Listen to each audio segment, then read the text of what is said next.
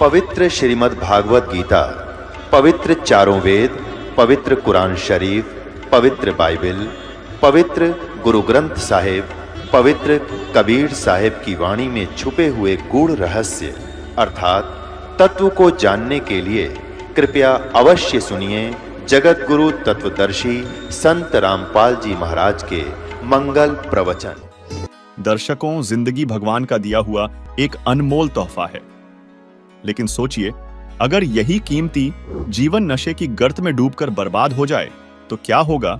आज नशा केवल एक आदत नहीं बल्कि एक अभिशाप बन चुका है, जो युवाओं को उनके सपनों से, परिवारों को उनकी खुशियों से और समाज को उसके भविष्य से छीन रहा है।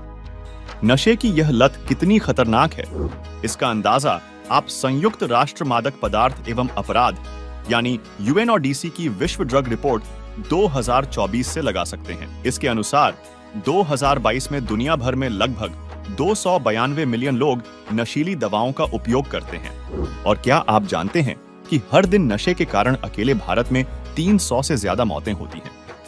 क्या नशा मानसिक शांति देता है या यह सिर्फ एक छलावा है? और क्या वाकई इससे मुक्ति पाना असंभव है या कोई ऐसा रास्ता है जो समाज को इस विनाशकारी लत से बचा सके?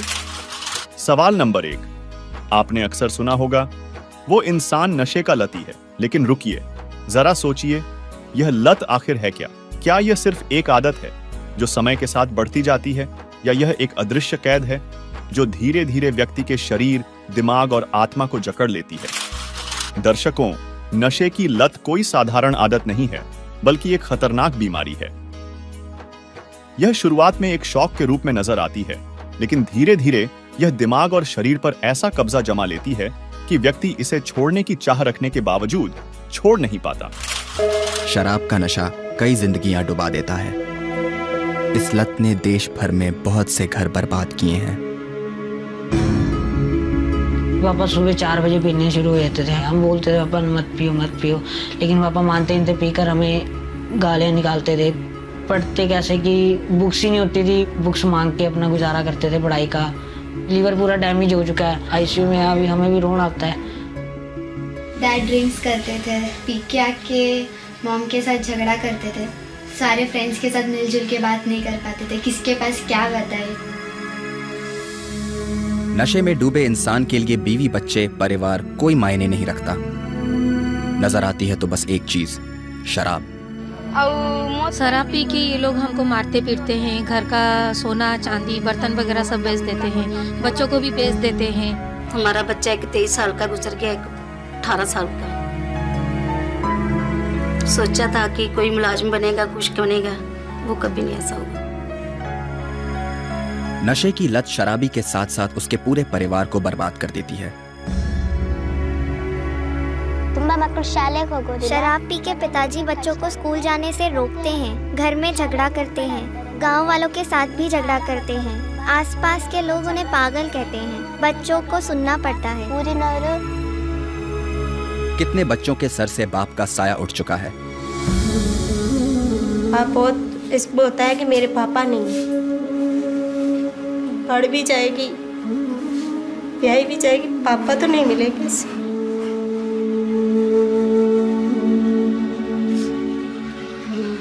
मेरे बच्चे पापा के लिए तरस जाएंगे। शराब की लत अनेक परिवारों को तबाह कर चुकी है। हर घर में माई दुखी है, बहनें दुखी हैं, भाई दुखी हैं, पिता दुखी हैं। ये सिर्फ एक गली, एक मोहल्ले, एक गांव या एक शहर की बात नहीं है। देश भर में शराब ने काफी गंभीर समस्याएं खड़ी की हैं। जब नशीली दवाओं का दुरुपयोग किसी व्यक्ति के सामान्य और पेशेवर जीवन को बुरी तरह प्रभावित करता है तो उसे नशे का लती कहा जाता है। यह न केवल उस व्यक्ति की शारीरिक और मानसिक स्थिति को बिगाड़ता है बल्कि उसके परिवार, दोस्तों और समाज पर भी गहरा नकारात्मक प्रभाव डालता है। एक नशेड़ी व्यक्ति अपने आसपास के रिश्तों में तनाव और अशांति पैदा कर देता है, जिससे यह समस्या धीरे धीरे समाज के ताने बाने को कमजोर करती है और एक व्यापक संकट का रूप ले लेती है। नशे की लत इतनी खतरनाक होती है कि इसके अति सेवन या न मिलने की स्थिति में लोग आत्महत्या जैसे घातक कदम उठाने तक मजबूर हो जाते हैं। राष्ट्रीय अपराध रिकॉर्ड ब्यूरो यानी एनसीआरबी की रिपोर्ट के अनुसार नशे की लत के कारण वर्ष 2021 में 10,000 से अधिक लोगों ने आत्महत्या की। युवा वर्ग जो करियर और जीवन की अन्य चुनौतियों से जूझ रहा होता है, अक्सर तनाव और दबाव को कम करने के लिए नशे का सहारा लेता है। इसके अलावा धुएं के छल्ले उड़ाना या महंगी पार्टियों में शराब पीना उन्हें ऊंचे सामाजिक स्तर का प्रतीक लगता है, जबकि वास्तविकता में यह उनके भविष्य को अंधकारमय कर देता है। यह बुराई न केवल व्यक्तियों को बल्कि पूरे परिवारों को उजाड़ रही है और समाज को भीतर से खोखला कर रही है। नशे की चपेट में आकर व्यक्ति न केवल अपना भविष्य बर्बाद करता है, बल्कि यह समस्या समाज को तहस नहस करने तक पहुंच जाती है। 1995 में केंद्र सरकार ने नशे से प्रेरित आत्महत्याओं को अलग से दर्ज करना शुरू किया था और उस समय यह संख्या 745 थी, परंतु 2016 के बाद से इन मामलों में हर साल 1000 से अधिक की वृद्धि दर्ज की जा रही है। तो दोस्तों, आइए अब आपको झलक दिखाते हैं नशे से जुड़ी कुछ दुखद घटनाओं की।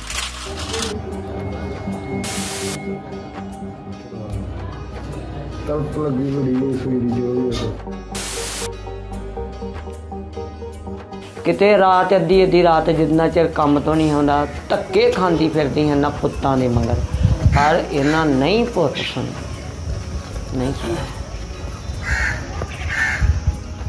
बुजुर्ग सुखविंदर कौर के शब्द उनके 3 बेटों के बारे में है जो अब इस दुनिया में नहीं है। कारण है नशे की ओवरडोज। तिन्ने टीके ही लाउंदे ही, तिन्ने टीके ही लाउंदे ही, तिन्ने टीके ही लाउंदे। सुखविंदर कौर लोगों के घरों में काम कर कर अपना गुजारा चलाती है ताकि अपने मृत बेटों के बच्चों का पालन पोषण कर सके। आप ते हो आखे इन्हां नूं औखी टोकरियां ढोके पाल लिया, ये वड्डे होणगे सानू सुख देणगे, असीं बैके खावांगे, पर पोते ही आए वक्त बहुत औखे हो गए। असीं हथ डाह के मंगण वाले हो गए, पोते हथ डाह के ही मंगण वाले हो गए। असीं की कर लेना, साडे बच्चे जेड़े वो अड़ को भुखे नहीं जड़े, हथ डाह के मंगांगे। आज साडा को सोचो। मैं इस वक्त अमृतसर जिले के गांव बराड़ में मौजूद हूं और ये गांव जो है भारत पाकिस्तान सरहद से करीब 20 किलोमीटर की दूरी पर मौजूद है। इस गांव के बारे में कहा जाता है कि कई नौजवानों की मौत पिछले समय दौरान यहां पर हुई है और उसकी वजह जो है, मौत का कारण नशा माना गया है और जिन लोगों की मौत हुई है वो ज्यादातर गरीब परिवारों से संबंधित है। मुक्तसर साहिब के घुमियारा गांव का ये बुजुर्ग अपने इकलौते बेटे को नशे से दूर रखने के लिए उसे जंजीर से बांधने के लिए मजबूर है। युवक नशे के कैप्सूल खाने का आदी है। तड़के मन भर गया, रोटी नहीं जी नहीं करिया, परमात्मा की कसम है जी। रोटी धक्के मार लगे, रोटी ले उठी उधरों बन्ने उधर रोटी नहीं जीना करी, रोटी ना खाना, मन दुखी होता। असीं घरे इलाज करा लेंदे, बन भी लेंदे, लोगों को दसना भी नहीं सी असीं, पर असीं आंदे भी लोग वेखो की होई जांदा, वेखो साडे नाल की होई है, तुसीं गां सोचो अगे। इन्हां कहंदा मैं तुहाडे भजदा नहीं, मैं घरे बैठा किते नहीं जाना, बस असीं तुहाडी नहीं मनदे, साडे नाल होई गई नहीं बीत की हुण असीं करीए। मैंने 22 साल नशा किया। 11th क्लास में था जब मैंने ड्रग्स शुरू करी। दिन में क्या रात में क्या, मेरे को जैसे मेरी आंख खुलती थी मेरे को नशा चाहिए था। बहुत सारी मल्टीपल ऑर्गन फेलियर हो गया था। मेरी पढ़ाई नहीं हो सकी पूरी। मैंने अपने बच्चों को अपने सामने बड़े होते देखा ही नहीं। कुछ भी बुरे से बुरा काम करवा देते ये चीज। कुछ हद तक मैं जिम्मेदार हूँ अपने माता पिता की मौत का। मेरा पूरा करियर ही तबाह हो गया। इस नशे ने मेरे को कहीं का नहीं छोड़ा। क्या है, मेरे पास कुछ भी नहीं है, कहने को घर है, सिर्फ नाम को है तो नहीं। सुनिए आपने इन लोगों की बातें, न रिश्तों का ख्याल न खुद का। हर किसी ने अपनी जिंदगी अपने ही हाथों तबाह कर ली। किसी ने अपने ही माता पिता पर हाथ उठाया तो किसी ने पूरी जिंदगी नशे की खुमारी में ही बिता दी। इन सब ने जिंदगी की शुरुआत हमारी और आपकी तरह ही की थी, लेकिन जिंदगी के सफर में इन्होंने वो राह चुन ली जिसने इन्हें तबाही की कगार पर खड़ा कर दिया। वो राह थी नशे और बुरी लत की। नशा चाहे शराब का हो, ड्रग्स का, लत चाहे जुए की हो या फिर इंटरनेट की, नतीजा एक ही होता है, बर्बादी, अपनी और अपनों की बर्बादी। सवाल नंबर 2, नशा हर स्तर पर केवल विनाश ही लाता है। फिर भी ऐसा क्यों है कि इंसान इस धीमे जहर के चंगुल में लगातार फंसता जा रहा है? क्या समाज इसकी सच्चाई को समझने में नाकाम रहा है या इसके पीछे कोई और बड़ी वजह छिपी है? नशा शारीरिक, मानसिक, सामाजिक, आर्थिक और आध्यात्मिक हर स्तर पर विनाश लाता है। आज नशा पूरे समाज में गहराई से अपनी जड़ें जमा चुका है।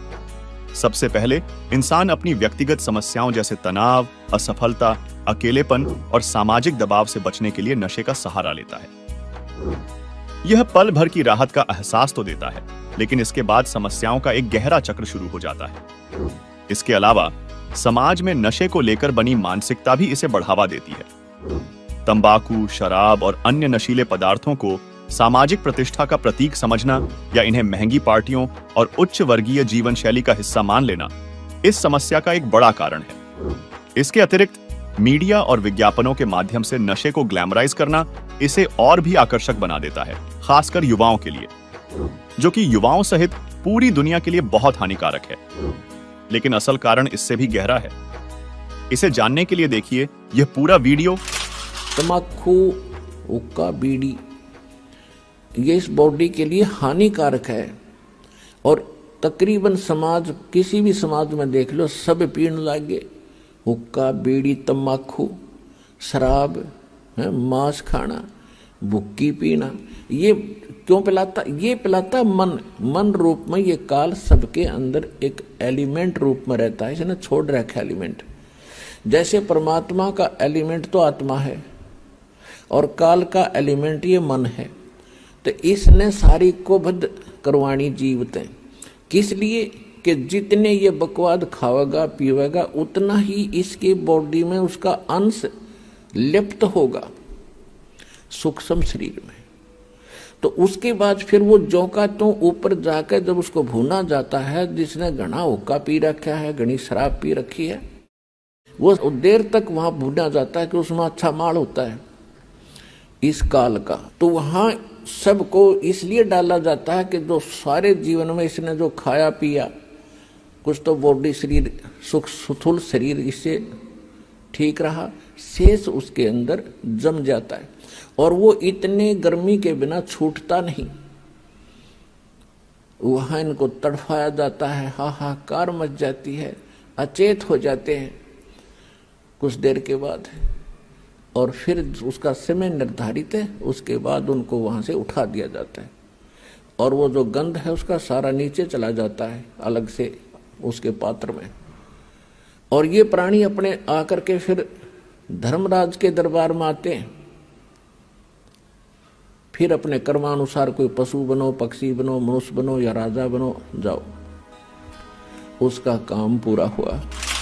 अब आपके दिमाग में यह प्रश्न उठ रहा होगा कि यह काल कौन है और यह हमारे साथ ऐसा दुर्व्यवहार क्यों कर रहा है, हमें यह नशे का आदी क्यों बनाता है और इसे ऐसा करने से क्या मिलता है।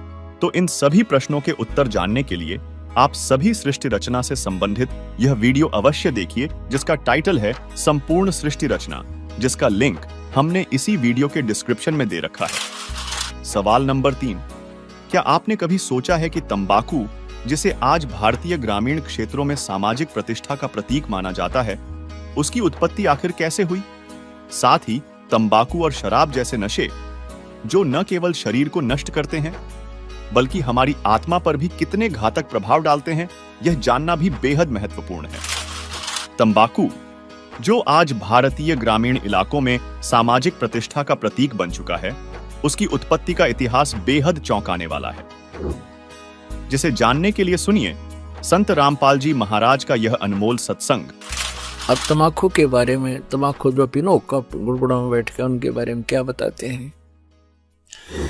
तम्बाकू कसीदम तमाम मस्त हैफ लुजित नसीरी कुवैती न कैफ, हरदम मकरूद पीवें शराब, होगा सरे बीच खाना खराब,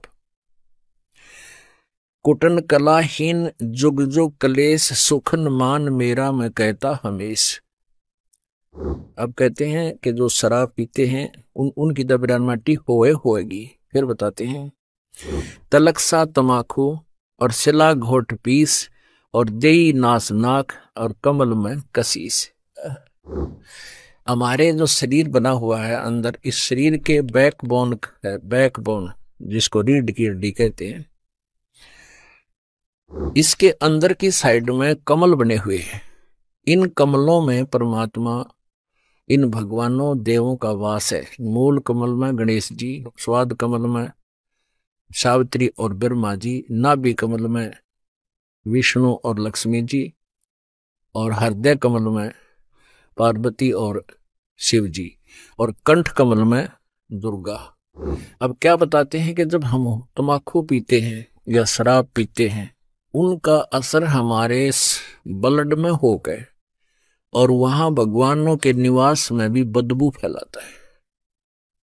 ऐसे ही तंबाकू, जब हम तंबाकू पीते हैं सीधा अंदर जाता है, वायु के साथ जहां ऑक्सीजन जाती है वहां कार्बन डाइऑक्साइड ये बदबू जाती है, और भगवानों के जो स्थान है उनके अंदर से ये वहां पर बदबू उठाते हैं। एक तरफ भक्ति करो हैं और ऊपर तो फिर हुक्का पीवे, शराब पीवे, मांस खाओ, तो उसमें कैसा अच्छा लगेगा। जैसे आपका कोई रिश्तेदार आ जाए और उसको बढ़िया खाना हलवा पूरी बना कर खूब छका दिया, कमरे में बैठा दिया और वहां फिर एक अंगीठी बाल दी या कोई आग से लगा दिए, क्वाट दिए बंद कर, वो केरो होगा तुमने। ऐसे ही हम एक तरफ से भक्ति करते हैं और ऊपर से भगवान आके दुमा वो धूनी लगा देते। तो ऐसे हम कर रहे हैं। क्या बताते हैं? तलक सा तमाखू सिला गोट पीस, देई नाक नासा कमल में कसीस।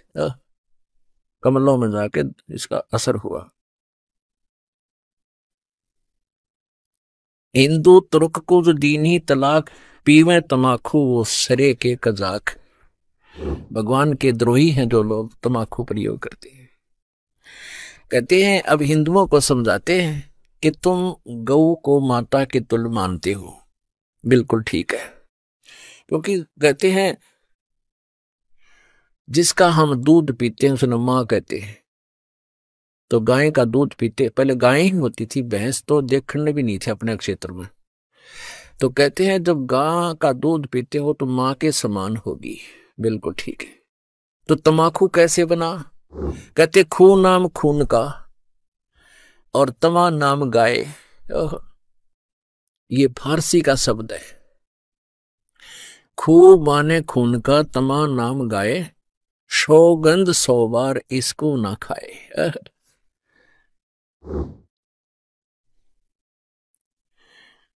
अब तमाकू यानी गाय का खून है। एक पौराणिक कथा है, एक राजा का एक साधु था, ऋषि, पुण्यात्मा, कोई ब्राह्मण था, ऋषि कहो ब्राह्मण कहो। अब ये कोई अलग से नहीं थे, जातियां अलग नहीं थी, हम एक ही पिता की संतान थे। जो जैसे कर्म कर्म लग गया वो वैसा हो गया। जैसे एक घर में एक लड़का तो टीचर, वैसे कोई पोस्ट दूसरी लग रहा है, काढ़ी जाता है। एक ने शास्त्री की वो कर ली परीक्षा पास, तो वो शास्त्री को मान लग गया। घर तो एक है, माता पिता एक है, कुल एक है, जाति एक है, उनको न्यारे न्यारे नामा से पुकारा जाता है। एक न पटवारी के हैं, एक न शास्त्री के हैं। तो ऐसे ही पहले स्टार्ट ऐसा ही था। तो एक राजा का साधु भगत था, ऋषि। एक दिन उस राजा का जो लड़की ब्याह रखी थी, उसने अपनी बहन को निमंत्रण भेज दिया कि हमारे घर आओ भोजन पर। ऋषि की पत्नी ने अपने पति से कहा कि मेरी बहन का संदेशा आया है, उनके यहाँ भोजन करने चलना है। ऋषि बोला कि रहने दे भगवान, इन अपने ते ठाड्या के भीतर ना बढ़िया करते हैं। एक समय एक ऊंट मर गया और एक गिद्दड़ जो है उस ऊंट ने खाता खाता अच्छा थोथा कर लिया अंदर से, और जो बाहर से चाम था वो सूख गया, और गिद्दड़ जब घना गहरा अंदर चला गया वो बंद हो गया पाछे। तो चाम कति सूख के खड़ंग हो रहा था, वो पड़ गया कि घना खुद गया, और गादड़ भीतर रुक गया, ना लेकड़ा मार चुकल की रोए। एक हफ्ते पाछे वर्षा होगी, वर्षा होने तक वो नरम हो गया चाम, वो गादड़ फिर मार के सिर निकला, कसुती स्पीड फिर पकड़ रहा। तो साथी बोले रहा कित गया था? नो बोला वह गया कि था, एक अनुभव तो हो गया। बोला अपने तो बड्डे का भीतर नहीं पड़े। तो यहां ऋषि ने बहुत समझाया पर उसकी पत्नी मानी को ना। अक्के हो गया, नो तो जाया करें, ईसा के जुल्म कर रहा है, नो सरो। वो बोला ले चलता है, वो चले गई। अब राजा ने उसने 36 पकवान बना रखे, ये इधर उधर देख जरा बताओ। अब ऋषि ने जिसा मन मार कर खाया वो वापस आ गए। अब उसकी पत्नी बोली कि हमने बुलाना चाहिए, ये नो नत्ते गल है। अब हफ्ते 10 दिन महीने पीछे ऋषि की पत्नी बोली हमने बुलाना चाहिए। उसका पति बोला तो ठीक है, ले करता हूं व्यवस्था। तो उसने, क्योंकि संत के भगत के पास कमाई होती है अपने भक्ति की, धर्म पुण्य की, तो उसने ऊपर स्वर्ग में अपनी सुरती लाई, टेलीफोन किया तो स्वर्ग से एक कामधेनु मंगा ली। कामधेनु गाय जो मनोकामना पूर्ण करती है। ऊपर से एक टेंट आ गया बढ़िया, स्वर्ग से अलग एक टेंट लगा दिया। और ऋषि, आसपास के ऋषि बुला लिए, भाई आज जो हमारे राजा होगा उनका न्योता है, हमारा साधु है, सेवा करवा दिया। अब वो ऋषि साधु भक्त जो आसपास कुटिया में रहा करते जंगल में, वह भी आ गए। राजा ने नीचा दिखाने के लिए हजारों की संख्या में सैनिक ले लिए। अगर साधु की मरोड़ का ढकाऊंगा, मेरी जो है ना पूरी वाह वाह हो जाएगी। ये आग और नारी हमारे अंदर एक जलालत भरी पड़ी है। तो राजा ने सैकड़ों हजारों सैनिक ले लिए और आप भी चल पड़ा। अब ऋषि ने वहां जैसी व्यवस्था थी अपना घास फूस बिछा कर वहां टेंट टांट लगवा दिए, बिस्तर बिछवा दिए। क्योंकि संतों के पास एक ऐसा धन होता है, वो अपनी सिद्धि से बहुत कुछ व्यवस्था कर सकते हैं। अब सारे टेंट लगा रखे, टेंट फूस बिछा के ऊपर तो वो अच्छे बढ़िया वस्त्र बिछा रखे। तो भोजन शुरू हो गया। अब उसमें क्या था कि वहां जाकर के एक प्रार्थना करते थे कि इतने व्यक्तियों का भोजन तैयार हो, कामधेनु माता उतना तैयार हो गया, वो जावे और प्लेट ठाठा के सप्लाई करने लगे। सब छका दिए बढ़िया भोजन। राजा ने सोचा भाई वो भिखारी आदमी घास फूस खानिया और इतने बढ़िया भोजन ये लाया कहां से? हर प्रकार के जैसे राजा ने पकवान बनाए थे उसी टाइप के आइटम, पर उनसे भी स्वादिष्ट। जब सब खाना वाना खा लिया, राजा ने पूछा भाई कहां से लाए ये भोजन, कहां से बनवाया आपने? उसने कहा राजन, मैंने स्वर्ग से अपनी कमाई मत है, अपने पुण्य डिपॉजिट करवा के वहां से मंगाई है। एक कामधेनु है, इस कामधेनु गाय में इतनी वो है कि कितना ही भोजन करने लगे पूरी सेना भी जमाई जा सकती है। मेरे पास कई लाख सेना। बोला जी सारी सेना पूरी पृथ्वी ने भी जमा ले, चाहे इसने खाना खिला दे। राजा बोला सैनिकों इस गाय को छीन लो। साधु की यारी इतनी हो है, सैनिकों इस गाय को छीन लो और चलो, ये कंगाल के करेगा अपने काम आवेगी, राजा के घर पे जरूरत है इसकी। तब ऋषि ने कहा कि हे माता आप स्वर्ग चली जाइए, मेरी काबू से बाहर बात हो गई है। तो ऐसे ही वो गौ जो है ना कामधेनु उस टेंट को चीरती हुई आकाश में उड़कर चल पड़ी। राजा ने तीर मारा, वह खुर लग गया और खुर में से रक्त गिरता हुआ, जहां जहां भी रक्त गिरा उस गाय का, वहां पर यह बीमारी पैदा होगी, तमाकू। अब क्या बताते हैं कि तुम एक तरफ तो हिंदू को आओ और फिर गाय के खून न पियो, तमाकू बना के हुक्का में डाल के बीड़ी सिगरेट पी के। या तो तुमने ज्ञान नहीं या स्वाद पड़ गया। ज्ञान नहीं था तो अब समझ लीजिए, और ये इसे अड़ंगे का स्वाद अच्छा नहीं होता जो शरीर में नुकसान सारे खराब करे। तो क्या बताते हैं, खून नाम खून का, तमा नाम गाय। सौगंध 100 बार इसको ना खाए। कहते हैं 100 बार सौगंध, इसकी 100 बार प्रतिज्ञा करो, इसको खाना नहीं।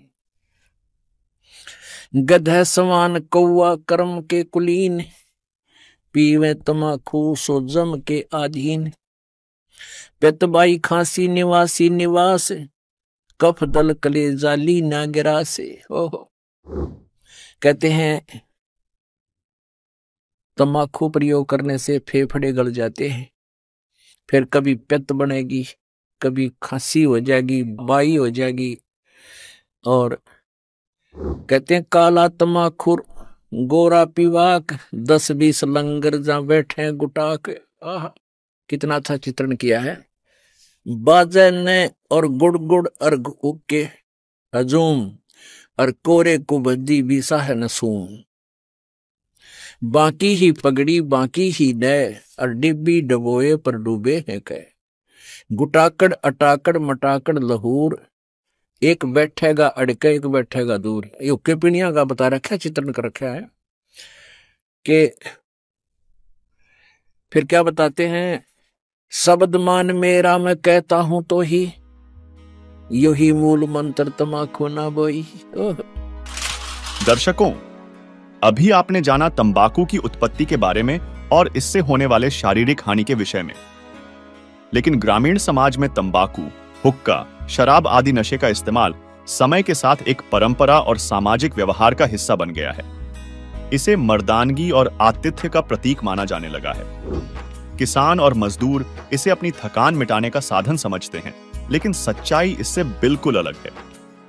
यहां तक कि तंबाकू से घोड़े भी घृणा करते हैं। इसी से संबंधित देखिए यह वीडियो। आदरणीय गरीबदास साहिब जी यही उपदेश दिया करते थे।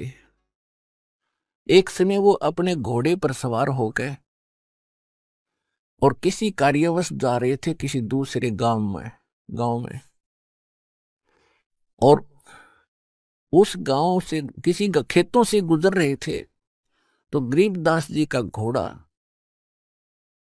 वहां जाकर के रास्ता छोड़कर और खेतों के अंदर से चल पड़ा, दूसरी साइड से, यानी कुमार्ग पे। फसल टूटने लगी। गरीबदास जी रोकने की चेष्टा कर रहे थे, घोड़ा रुक नहीं रहा था। वहां पर रखवाले थे खेती के, आसपास के 8-10 इकट्ठे बैठे थे। वो लेकर लठ और चले और घोड़े के और उस गरीबदास जी का मारन लग गए। अगर इसका दिमाग खराब हो गया, घोड़ा के हो गया तो चौधरी पाक गया, और यो भी नहीं देखता हमारी फसल तोड़ दी, मुश्किल से तो तैयार करी है, मेहनत की मजदूरी शरीय। ऐसे बोलते हुए कि तेरा दिमाग खराब हो गया, तेरे सेट करते हैं हरामजादे, ये कर दिया वो कर दिया, मारने के लिए कि तू हमारी फसल के बीचों बीच घोड़ा ले जा रहा है। अब जो ही निकट आए, उन्होंने ऐसे लठ उठाए, वो जाम हो गए नो के नो, इस एंगल पे बस, ना इधर हो रहे हैं ना आगे पीछे बढ़ रहे हैं, स्तब्ध हो गए, चेतन नो के नो। तो इस बात से वो समझ गए कि यो आम व्यक्ति नहीं है।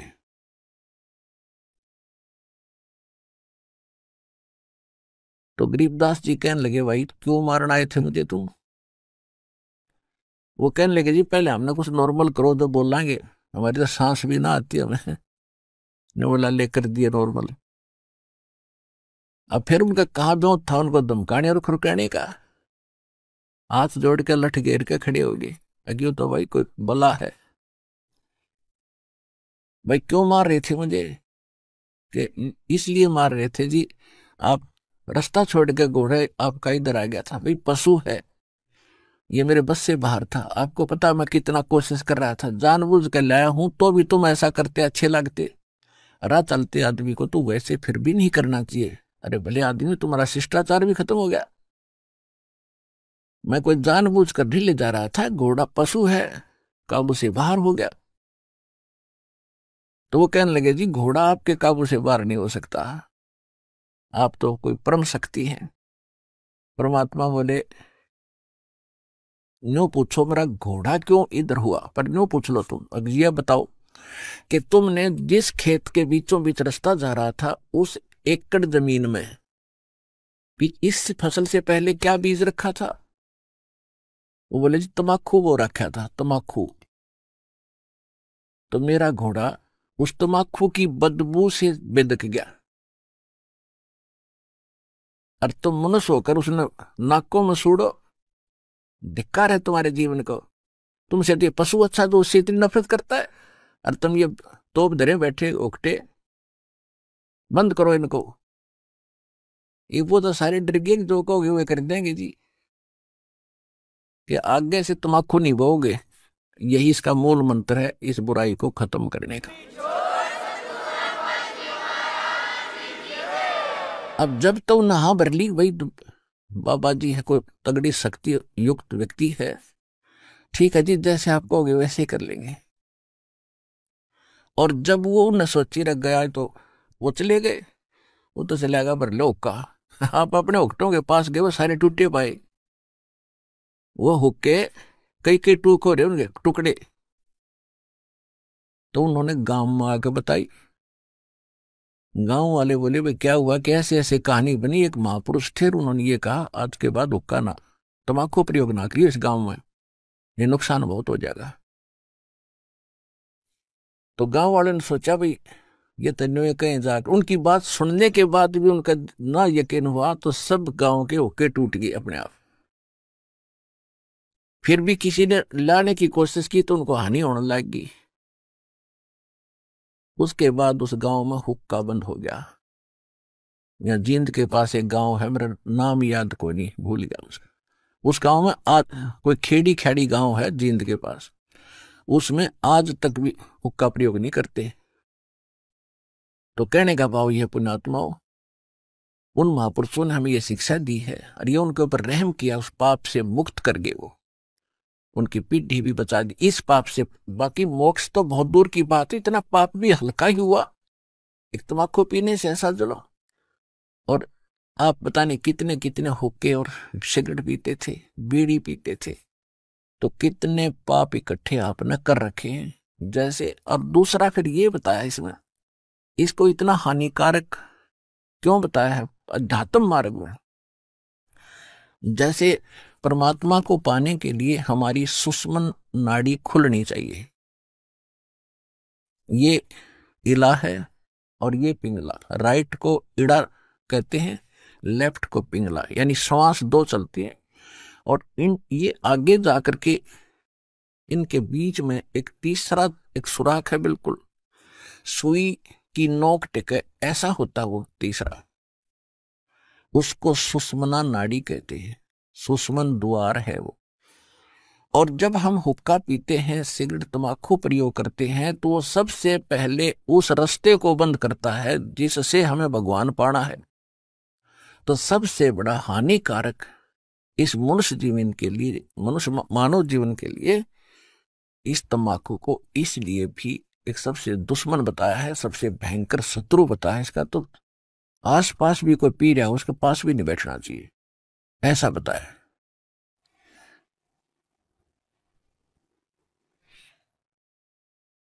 अब जैसे हम देखा करते थे, हमारे पिताजी, ताऊ जी, चाचा जी सभी पिया करते गांव के लोग। और वो क्या करा करते, एक लोहे का सरिया रखा करते, उस ओके की उस पाइप को साफ करने के लिए उसमें न्यू मारा करते, और उसमें ना जाने कितना मैल निकला करता तीसरे दिन। और फिर ऊपर गठ हो क्या करते, जो चिलम धरते थे उस चिलम में, वो चिलम भी रुक जाती थी, उसमें भी उसे खुर्चा करते थे। और वही धुआं फिर हमारे अंदर जाता, श्वासों के माध्यम से हुक्का मुंह तो प्योर नाकों में निकालना, ढूंढा ठावे। और वो फिर उस द्वार को बंद करता जो भगवान पाने का है, जिसको तो खोलना चाहिए था हमने। तो इसलिए तम्बाकू सबसे खतरनाक है। और ये जितने पंथ हैं, राधा स्वामी पंथ, वो शिवदयाल जी हुक्का पीवे, राधा स्वामी पंथ का प्रवर्तक वो खुद हुक्का पीवे, ये सारे हुक्का बीड़ी पीवे, तो ये सतलोक चले जाएंगे। इन सबसे पहले वो द्वारा खत्म बंद कर लिया, जिससे पार होना था। बात करें तिरकुटी बजाने की, बोला हम तो सीधे तिरकुटी बजाएंगे, जा लिए तिरकुटी बजा। दर्शकों, चलिए अब जानते हैं नशे से होने वाली आध्यात्मिक हानि के विषय में तथा समाज को इस नशे से कैसे निजात मिल सकती है। देखिए यह वीडियो। हमारे विचार गिरावट में आ गए, हमारी क्रियाओं में बहुत अंतर हो गया। सराउंडिंग का क्षेत्र हम देखते हैं, जहां भी देखते हैं हमारे बच्चे जो उपदेश लेकर जाते हैं, क्योंकि इन्होंने तो सब बुराई छोड़नी है, तो घर में, पड़ोस में, रिश्तेदारी में, सब जगह वही बुराइयां ग्रस्त हैं। बीड़ी, शराब, मांस, तमाकू, माया जोड़न की चर्चा, दूसरा ज्ञान नहीं। तो पुण्यात्माओं, कुछ दिनों के बाद हमारी संख्या बढ़ती जाएगी। जब हमारी संख्या बढ़ेगी तो बुराई वाले लोग शर्माने लग जाएंगे।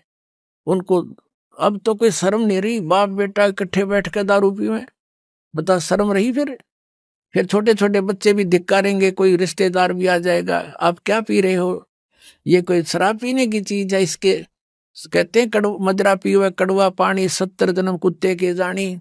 इस तरह के प्रमाण दिया करेंगे हमारे बच्चे। कहते हैं सुरापान मदमासा हारी गमन करे भोग पर नारी, 70 जन्म कटेंगे शीशम, साक्षी साहिब है जगदीशम। और परमात्मा कहते हैं 100 नारी जारी करे सुरापान 100 बार, एक जन्म हुक्का भर दे वो डूबे काली धार।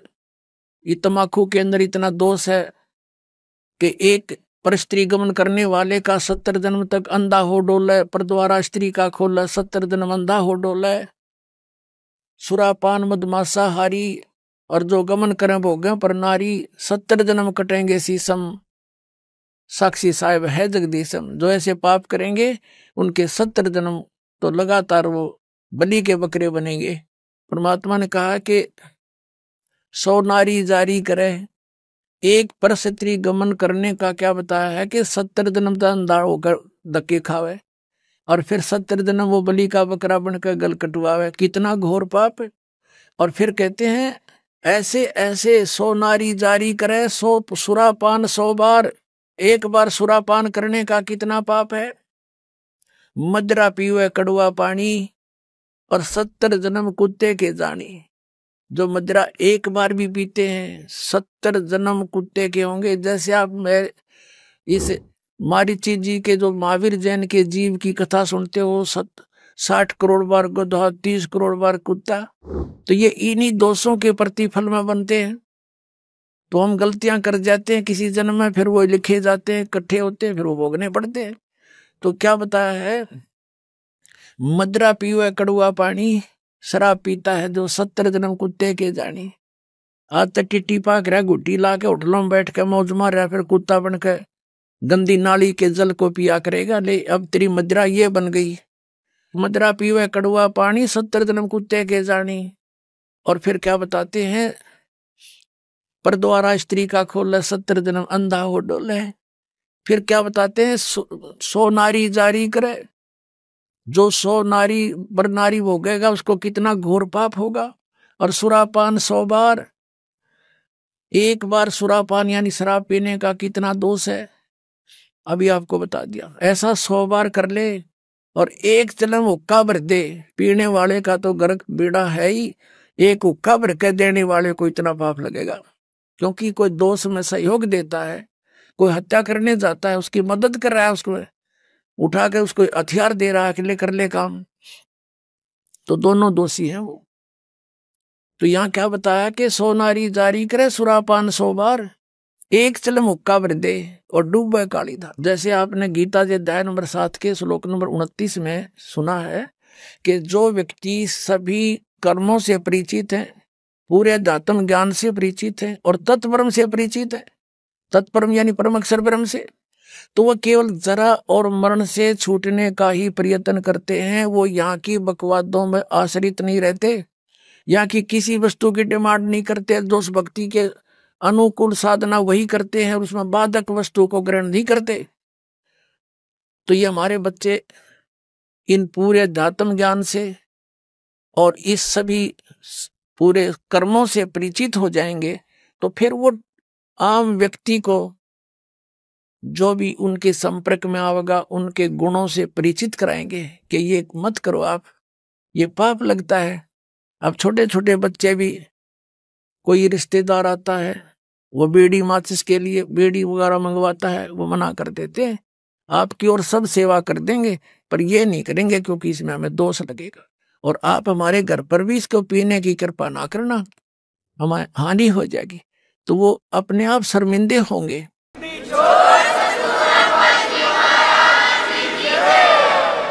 एक भक्त बता रहा था कि ऐसे हमारे घर पर हमारा एक बहनोई आ गया, लड़के थे घर पे, और वो लगा निकाल के बीड़ी पीने।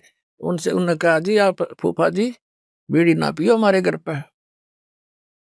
तो वो न बच्चे थे, उसने समझदार व्यक्ति था, उसने बंद कर दी और बाहर जाकर पी आया। उसने सामने आकर उसे बताई मेरे से, वो कह रहा था, कहने लगे ये बालकों को क्या हो गया, मैं बीड़ी पीने लगा था ना, मना कर दिया। तो उन्होंने कहा ये हमने उपदेश ले रखा है ऐसे ऐसे, हम ना ये पीमर ना पीने दें, ना हम आपकी मदद करेंगे और आपकी सारी सेवा करेंगे हम, लेकिन ये अब हम नहीं आपको सहयोग भी नहीं देंगे। तो रिश्तेदार उसी का नाम होता है जो अनुकूल हो जाए, ना तो दुश्मन है वो आपका। तो उन्होंने बोला जी कोई बात ना, अगर आपकी ये बात है तो मैं आज के बाद आपके घर में बीड़ी ना लाऊं और ना पीऊं। तो वो दूसरा भाई था, वो नाम नहीं ले रहा, वहां अपना जाकर जो उसने पीना खाना था कराया, बाकी आके सो गया, हमारे पास रोटी खा ली, कोई बात नहीं। फिर वो गया हुआ था किसी कारण से कहीं पर, वो ही कहीं दूसरी रिश्तेदारी में, वो कह रहे थे कि हम ऐसे ऐसे वहां जाएंगे, तू भी चलेगा के? तो वो खुद कह रहा था हमारा बहनोई कि वहां जाओ तो भाई अपना बीड़ी माचिस बाहर धर दियो, यानी खुशी के, उसने कोई उलाहना नहीं दिया, बल्कि उनको आगाह किया कि वहां लेके मत जाना, उड़ा नहीं बढ़न देंगे तुमने बीड़ी माचिस समेत। तो वो रिश्तेदार भी अच्छे थे, बोला बहुत अच्छी बात है, हम ठीक है, उनके नियम को क्यों भंग करेंगे। तो धीरे धीरे उस रिश्तेदार ने भी उपदेश ले लिया, जब देखा कि बालक भी इतना ज्ञान रखते हैं, बुराई से दूर रहना चाहते हैं, और हम बुराई कर रहे हैं तो हमारे बालक भी ग्रहण करेंगे। तो उस बुद्धिमान व्यक्ति ने भी उपदेश ले लिया, अपने बच्चों को इस मार्ग पर लगा दिया। तो ऐसे ये बुराई अब कम होगी। और पहले हम क्या करते थे, जब हम छोटे छोटे थे, हमारी बहनों के बटेऊ आते थे बहनोई, तो हमारी स्पेशल सेवा लगाई जाती थी कि इनकी चलम ठंडी नहीं होनी चाहिए, ना तो बेइज्जती हो जाएगी, यानी इनका हुक्का इतना प्यारा है, ये कंध्याड़ बैठे रहियो स्पेशल। बताओ, एक तो उनको दूना नरक में ठोक्या करते, अरे हम उनने कहेंगे हाथ जोड़ के, ना जी ना पीवा ना पीने दें, तो उनको भी विवश होना पड़ेगा सोचने से बुराई को छोड़ने के लिए। तम्बाकू शराब ये कोई खाने पीने की वस्तु है, बकवास लपेट ली चौगर देते। दर्शकों, तंबाकू, शराब आदि नशा शरीर को नष्ट करने वाला धीमा जहर है, जो केवल कैंसर और हृदय रोगों तक सीमित नहीं है, बल्कि आत्मा को भी दूषित करता है, जिसे त्यागना अति आवश्यक है। सवाल नंबर 4, नशा एक ऐसा जाल है जो इंसान को चोर, भिखारी और अपराधी तक बना देता है। लेकिन क्या आपने कभी सोचा है कि सरकारों और समाज की तमाम कोशिशों के बावजूद नशे का यह दुष्चक्र क्यों नहीं टूट पा रहा है? और सबसे बड़ा सवाल, क्या वाकई इस अंधकार से बाहर निकलने का कोई रास्ता है? दर्शकों, यह सवाल हमें नशे की समस्या की जड़ तक ले जाता है। नशा केवल एक आदत नहीं है, यह एक गहराई से फैला हुआ जाल है जो इंसान को शारीरिक, मानसिक और आर्थिक रूप से गुलाम बना देता है। सरकारें नशे के खिलाफ सख्त कानून बनाती हैं, जागरूकता अभियान चलाती हैं और पुनर्वास केंद्रों की स्थापना करती हैं। समाज इसे बुरा कहकर भी दुत्कारता है, परंतु फिर भी नशे का यह दुष्चक्र नहीं टूटता, क्योंकि इसका एकमात्र समाधान पूर्ण संत सतगुरु रामपाल जी महाराज जी के पास ही है।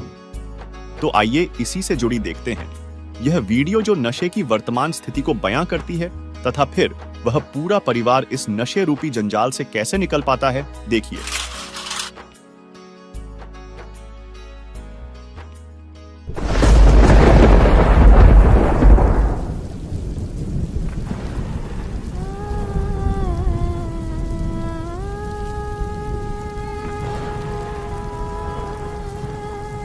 शिवा, बेटा शिवा,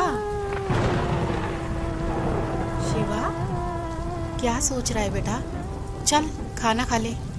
माँ, पापा शराब पीना कब छोड़ेंगे? तू टेंशन क्यों लेता है बेटा, मैं हूँ ना। लगता है मुझे पढ़ाई छोड़नी पड़ेगी। क्यों, क्या हुआ? हुआ क्या माँ? स्कूल की फीस कभी टाइम पर पहुंचती नहीं। इस बात के लिए मुझे टीचर की भी सुननी पड़ती है। मेरे सारे दोस्त ऐसे देखते हैं जैसे मैं एक भिखारी हूँ। शराब हमारे पापा पीते हैं और लोग हमें बुरी नज़र से देखते हैं। हमारी कहीं कोई इज्जत नहीं है माँ। ऐसे क्यों कहता है पगले? पापा को समझाएंगे, तू चिंता मत कर।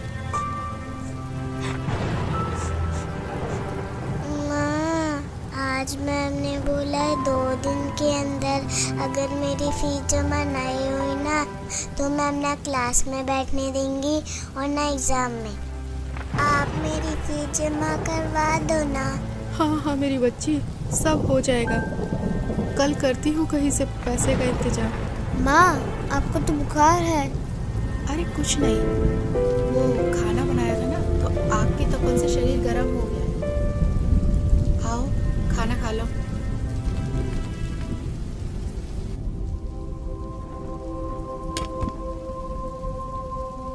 और हाँ, पढ़ाई छोड़ने के बारे में सोचना ही मत, समझे?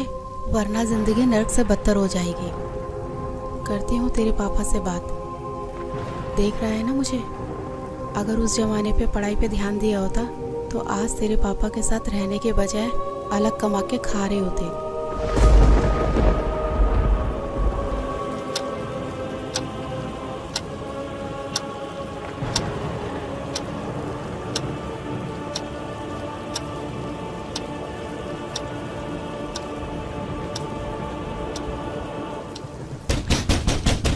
साले दरवाजा खोल। साले दरवाजा खोल। अबे कहाँ मर गई साले? खोल साले। इनका तो रोज रोज का ड्रामा हो गया। आज तो दरवाजा खोलूंगी ही नहीं। खोल नहीं तो तोड़ दूंगा इसको। खोल साले दरवाजा खोल। अबे तोड़ दूंगा इसको साली। दरवाजा खोल। और कहाँ मर गई साली?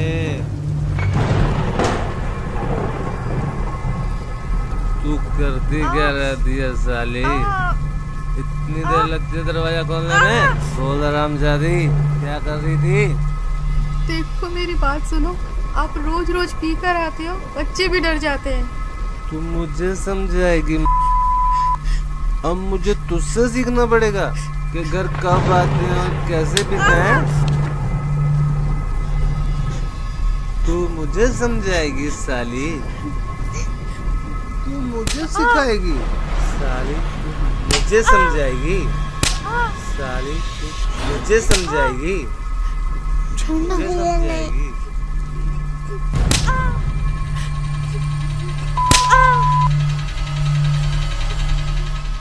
मुझे समझाएगी? पापा मत मारो ना माँ को, पहले से बीमार है। तेरी इतनी मजाल, तू मुझे रोकेगा? देख क्या रहा है? देख क्या रहा है? मत मारो।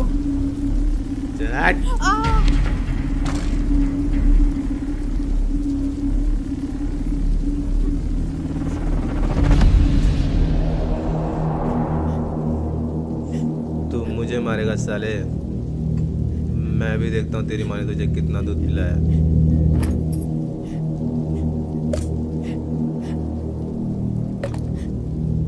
आजा मार, मार साले, मार।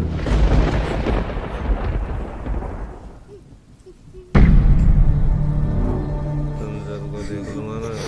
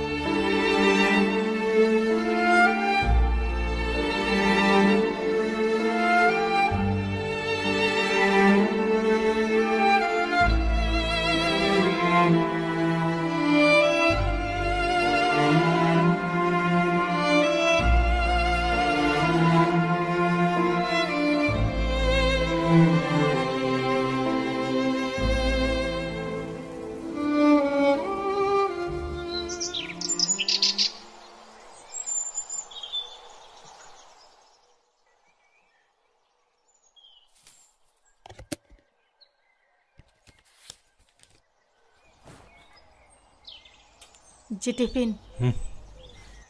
सुनो,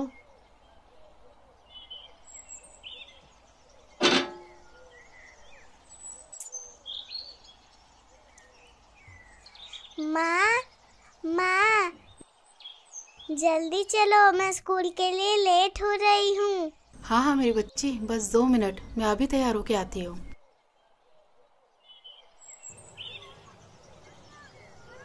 शिवा बेटा, तू आराम कर, मैं राधिका को स्कूल छोड़ के आती हूँ। ठीक है माँ।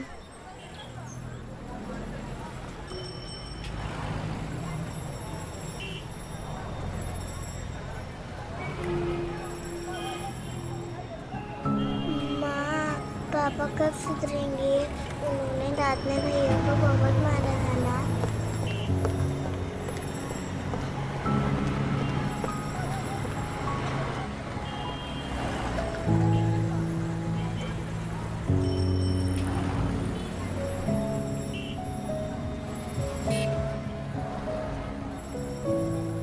हे भगवान, कब तक इन बच्चों को दिलासा दूं? मेरे होते हुए मेरे बच्चे नर्क जैसे जिंदगी जी रहे हैं। इससे अच्छा तो हम मर जाते, वो बेहतर होता। कम से कम रोज रोज की मार पिटाई और समाज में जलील होना तो बंद होगा।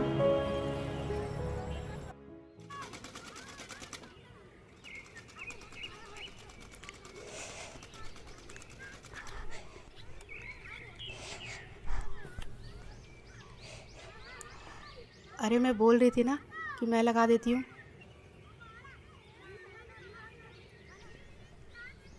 ला, मुझे दे। ठीक है।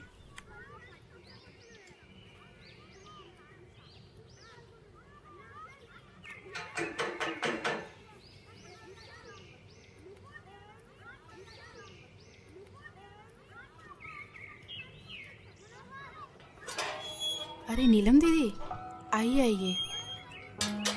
और पुष्पा बहन, ठीक हो आप? बस दीदी, कट ही रही है। अच्छा, सूट सिल दिया मेरा? बस दीदी, वो आप ही का सूट सिल रही थी। अरे शिवा बेटा स्कूल नहीं गए आज? आंटी वो अरे वो कुछ नहीं, इसकी तबीयत खराब थी ना, तो इसलिए आज इसकी छुट्टी करा दी। अच्छा अच्छा पुष्पा, कल भाई साहब फिर शराब पी के आए थे क्या? रात को अब सबके चिल्लाने की आवाजें हमारे घर तक जा रही थी। क्या करे दीदी, पिछले जन्मों में कुछ पाप किए हुए हैं तो वो इस जन्म में भोगने ही पड़ेंगे। नहीं पुष्पा बहन, ऐसा नहीं है। मैंने आपको कितनी बार समझाया है, पूर्ण परमात्मा पाप कर्म दंड का भी नाश कर देते हैं। यहाँ तो पाप कर्म भोगते भोगते जिंदगी का ही नाश हो गया है, बस अब और नहीं। क्या मतलब? मतलब क्या है दीदी, इन्होंने सुधरना तो है नहीं, निकल जाऊंगी अपने बच्चों को लेकर। और क्या? कैसी बातें कर रही हो? ये तो समस्याओं का हल निकालने के बजाय उनसे दूर भागना हुआ। जब से इनके बिजनेस में घाटा हुआ है, इन्होंने तो घर का पूरा हुलिया ही बदल दिया है।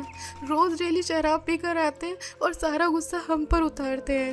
हल निकालते निकालते मैं थक चुकी हूँ, बस अब और नहीं सह सकती।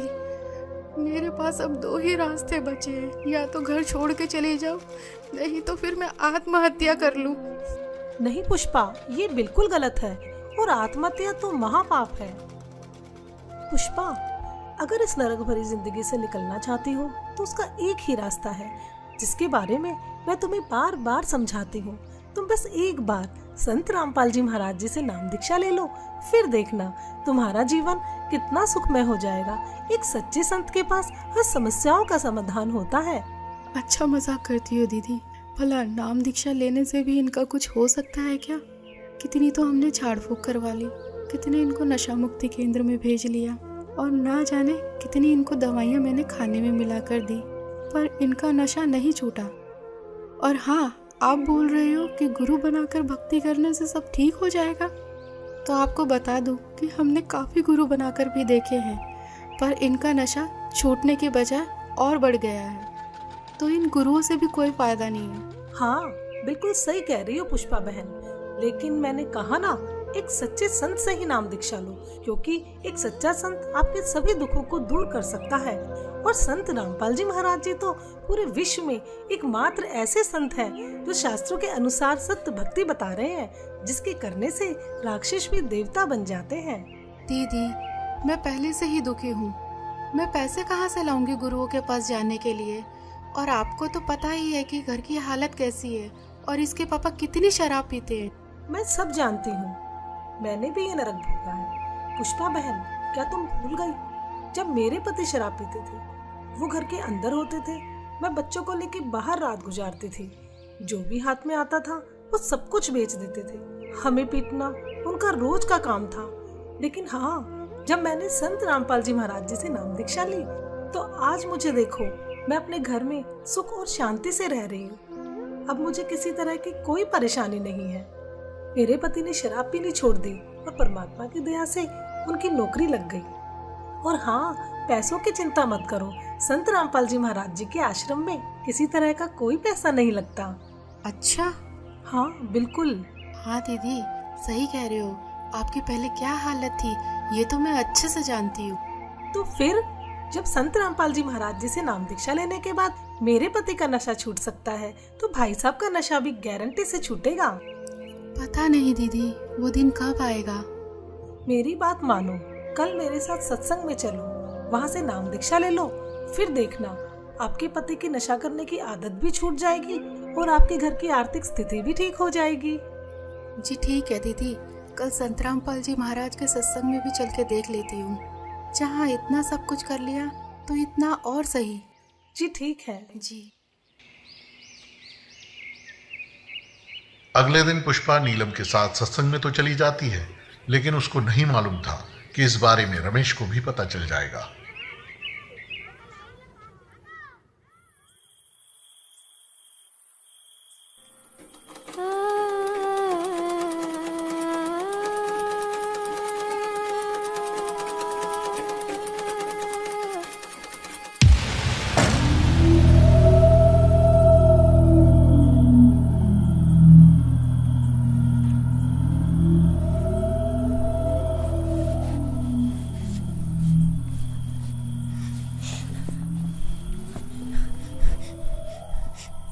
क्यों री, बहुत शौक चढ़ाते हो सत्संग में जाने का? मुझसे पूछे बगैर तेरी हिम्मत कैसे हुई घर से बाहर जाने की? हैं?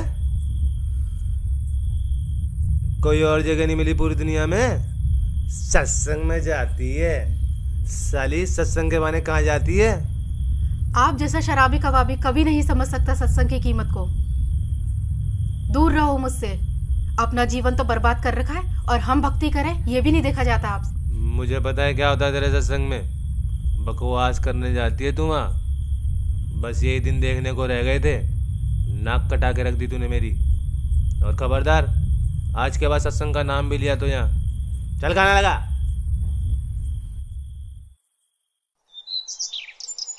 रमेश सत्संग को बहुत बुरी जगह मानता था, लेकिन कुछ दिन बाद जब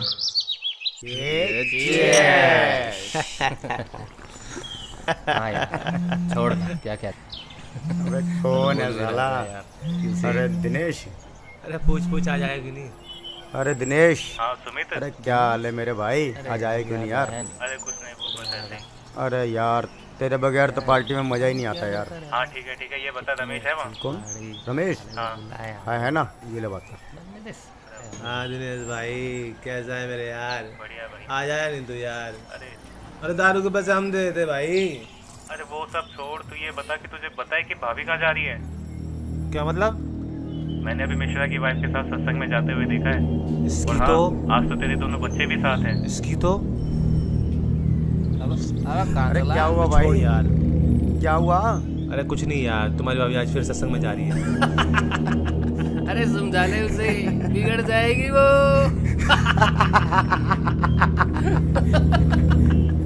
हाँ भाई छोड़ यार, आकर बात करता हूँ। अपने दोस्तों के सामने हुई इस बेइज्जती को रमेश सहन नहीं कर सका और गुस्से में आग बबूला होकर वहां से निकल गया।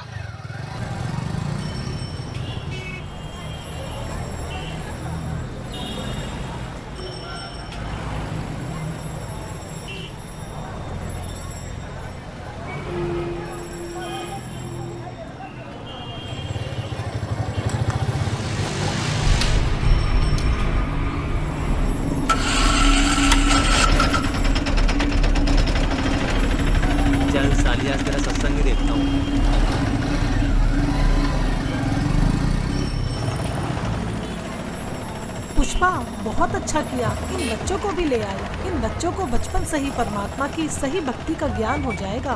हाँ, आज छुट्टी थी ना इनकी, और इनके पापा भी सुबह सुबह कहीं अपने दोस्तों के साथ निकल गए, तो सोचा इन बच्चों को भी साथ ले चलो। बहुत अच्छा किया।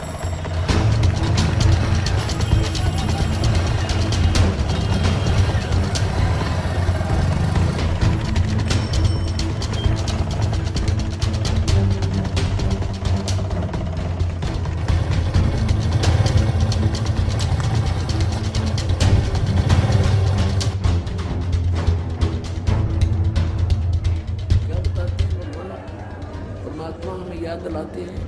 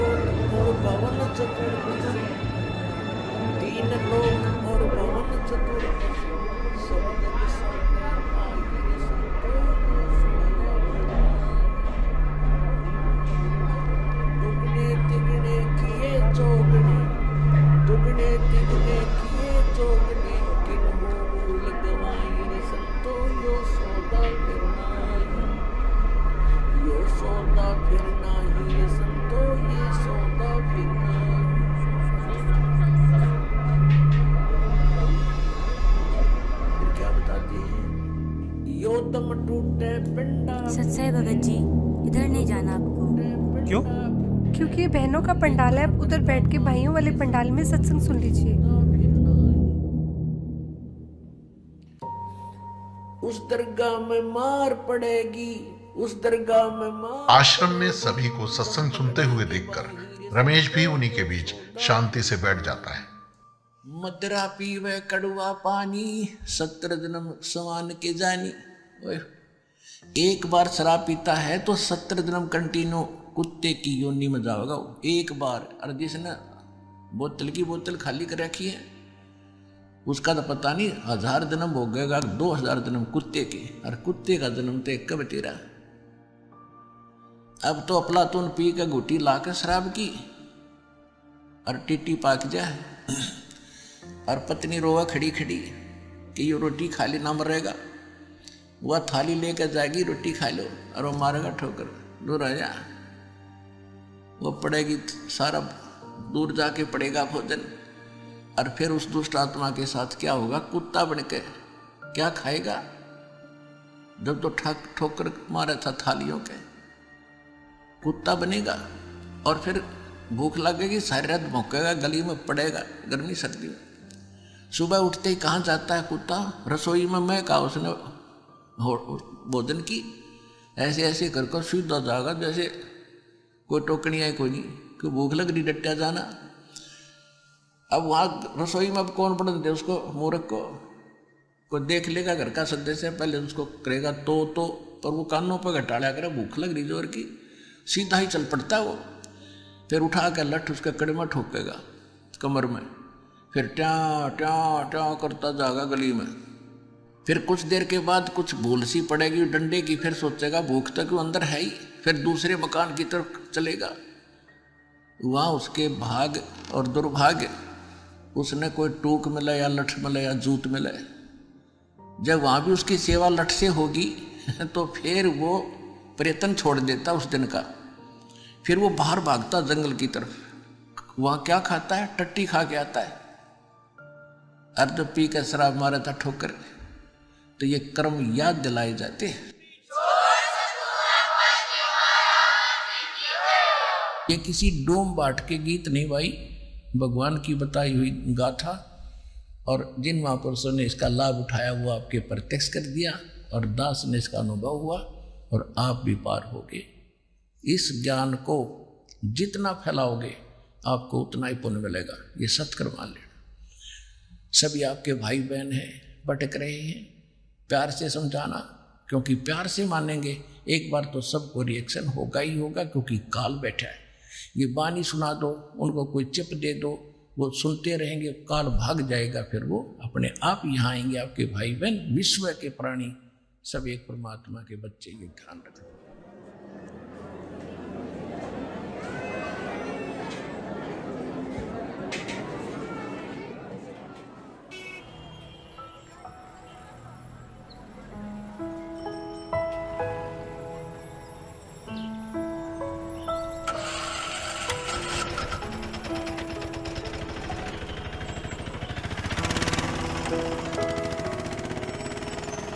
और राधिका बेटा, आपको सत्संग में जाना कैसा लगा? मुझे तो बहुत अच्छा लगा आंटी। और शिवा बेटा, आपको कैसा लगा? आंटी जी, सत्संग में जाना तो मुझे भी अच्छा लगा। अब डर है कि पापा पिटाई ना करे। बस दीदी, अब तो परमात्मा ही दया करेंगे।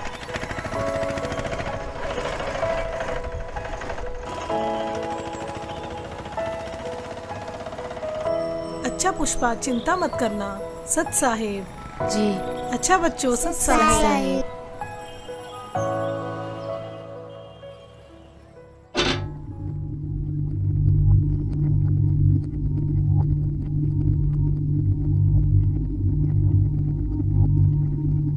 हाँ,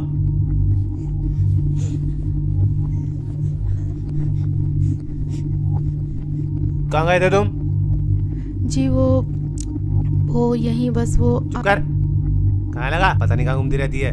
जी ठीक है, लगाती हूँ।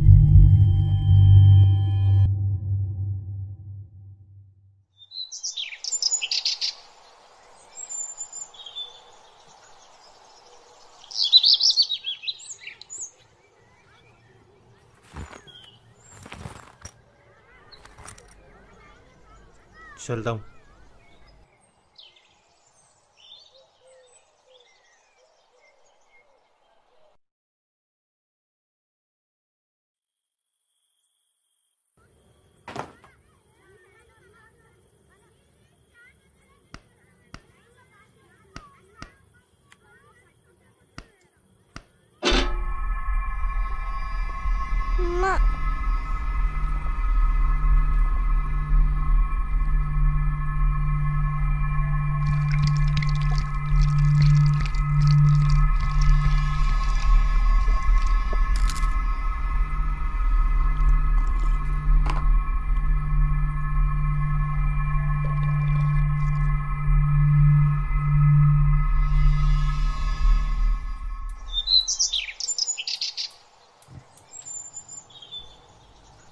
हाँ, टिफिन रेडी हुआ क्या?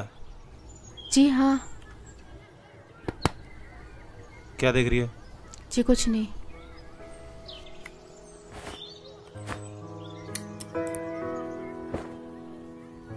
बच्चों की जमा कराई क्या? जी नहीं, वो अभी नहीं। ये ले पैसे, बच्चों की जमा करा दियो।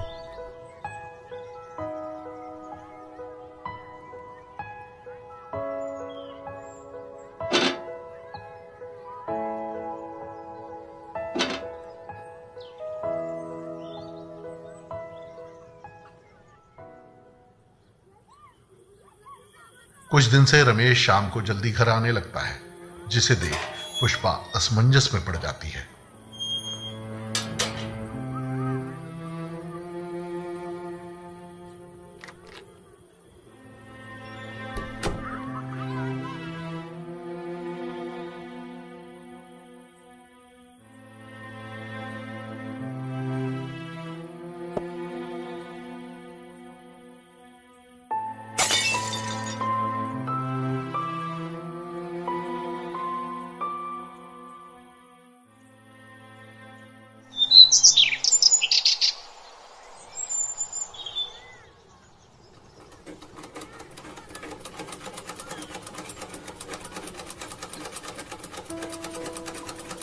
माँ, पापा आजकल दारू घर पर लाकर क्यों पीने लगे?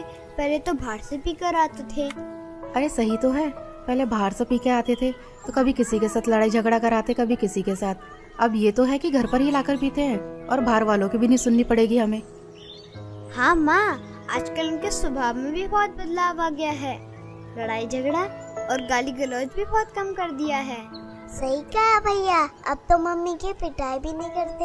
हाँ, लगता है ये सब गुरुजी का ही चमत्कार है। हे परमात्मा, दया करना।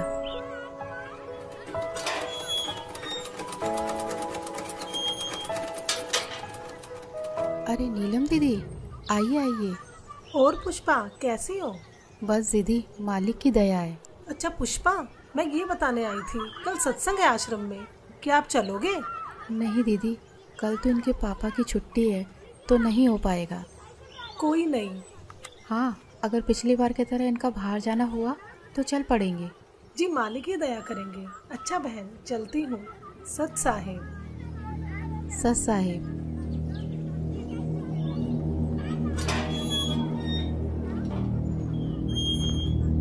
क्या करने आई थी ये? कुछ नहीं जी, वो बस ऐसे ही इनके कपड़े थे तो पूछने आई थी। चल चुप कर, बकवास करती रहती है। और हाँ, कल सुबह मुझे जल्दी जाना है, खाना जल्दी बना दियो, कहीं सोचो छुट्टी है मेरी। जी ठीक है। रमेश की इस बात को सुनकर पुष्पा खुश हो जाती है कि ये सुबह जल्दी निकल जाएंगे तो मैं सत्संग में जा पाऊंगी।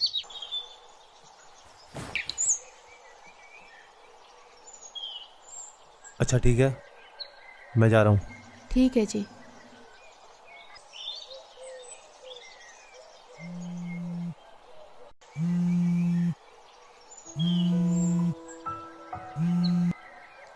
हाँ नीलम दीदी।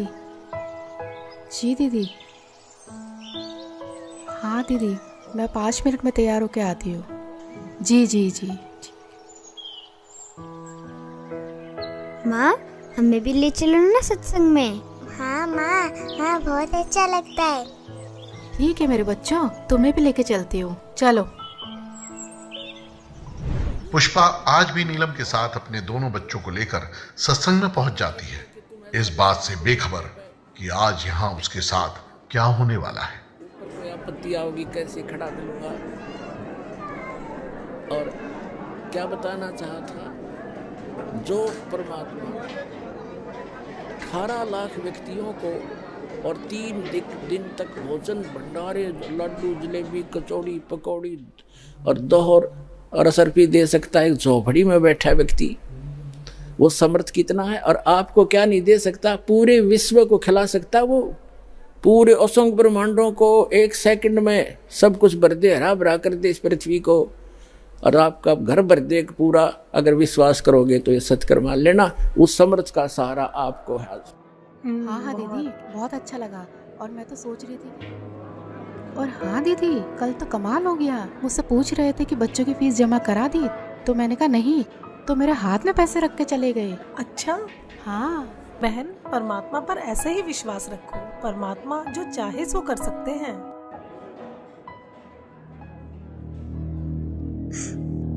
पापा, पापा, माँ। हाँ बेटा। पापा। पुष्पा जाओ। नहीं दीदी, मैं नहीं जा रही। जाओ। ठीक है, जाते हैं।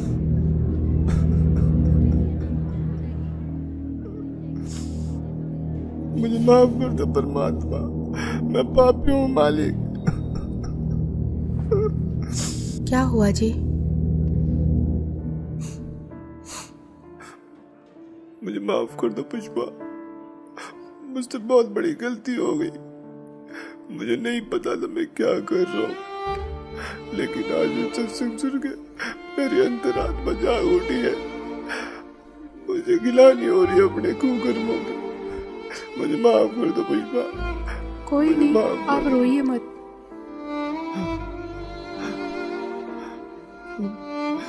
शिवा बेटा, मुझे माफ कर दे बेटा। मैं आज के बाद कभी भी तुम्हें शिकायत का मौका नहीं दूंगा। राधिका बेटी, तेरे पापा सुधर गए बेटा। मैं प्रॉमिस करता हूँ, मैं शराब को कभी हाथ भी नहीं लगाऊंगा। मुझे माफ कर दो बच्चों। नीलम बहन जी, आपका बहुत बहुत शुक्रिया, जो आपने मेरे पूरे परिवार को यहाँ का रास्ता दिखाया। कोई बात नहीं रमेश भैया, लेकिन एक बात बताओ, आपको ये ज्ञान कैसे समझ आया? पिछली बार जब आप पुष्पा और दोनों बच्चों को यहाँ पर लेकर आए थे ना, तब मैं यहाँ आया था। उस दिन मैं आप लोगों के पीछे पीछे यहाँ तक आया था, ये सोच के कि यहाँ कुछ गलत काम होते होंगे तो इन लोगों को रंगे हाथ पकड़ूंगा।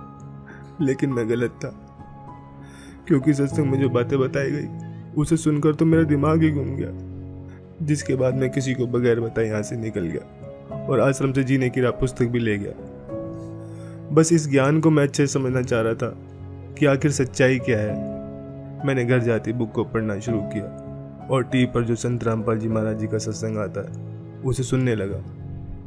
मैं ये बिल्कुल भी नहीं चाहता था कि पुष्पा और दोनों बच्चों को ये पता चले कि मैं संत रामपाल जी महाराज जी का सत्संग सुनता हूँ। मानो एक रूटीन सा बन गया हो कि शाम को घर आकर दारू पीता था और सामने सत्संग भी चला लेता था। वो कोढ़ से दुख होता हो, कुष्ठ से, इतना कष्ट आपको माँ के गर्भ में उस पीरियड में हो जाता है, तो उस समय ये परमात्मा से बार बार प्रार्थना करता है, हे प्रभु, हे मालिक, एक बार इस नरक से निकाल दो। वहां इसको याद भी होता है कि तू ये कष्ट किस लिए भोग रहा है, उसको याद होता है उसमें कि मैंने पहले बहुत से मनुष्य जन्म प्राप्त किए, साधना की नहीं, और जिस कारण से 84 लाख योनियां भी भोगी, कुत्ते गधे सुअर के जीवन उसको खूब याद आते हैं। फिल्म चलती रहती है उसकी, तो फिर ये कहता भगवान एक बार इस नरक से निकाल दो, सदा आपको याद करूंगा, परम संत की खोज करूंगा जैसा कि आपने बता रखा है, और सत साधना करूंगा भगवान, केवल अपने पेट के लिए कार्य भी करूंगा लेकिन आपकी याद नहीं भूलूंगा। अब परमात्मा कहते हैं बाहर आ जाता है प्राणी और आते ही सबसे पहले भगवान भूलता है, बाकी सारी बकवाद याद कर लेता है। शराब पीनी, मांस खानी, सिनेमा देखना और 36 फंड, बड़ी कोठी कार बनानी, तो कहते भगवान बोल कर सब कुछ याद कर लेता है ये। फिर परमात्मा ही याद दिलाने आते हैं उसको। सत्संग सुनते सुनते मुझे कुछ ज्ञान भी होने लगा और दारू से तो मुझे नफरत सी हो गई थी।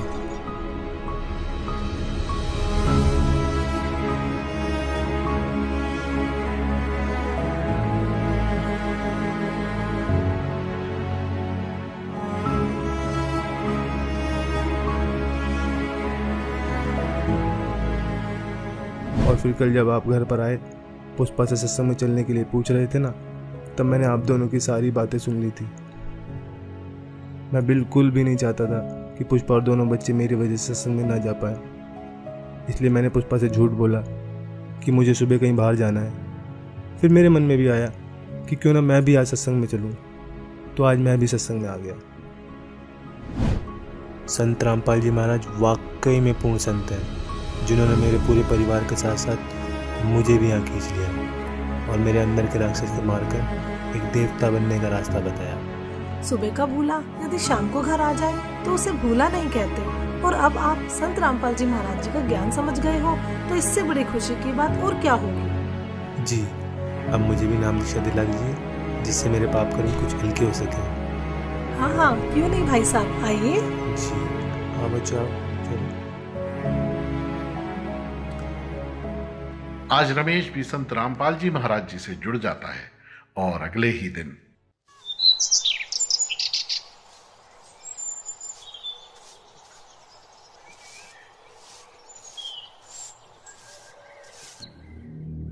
ये क्या कर रहे हो आप?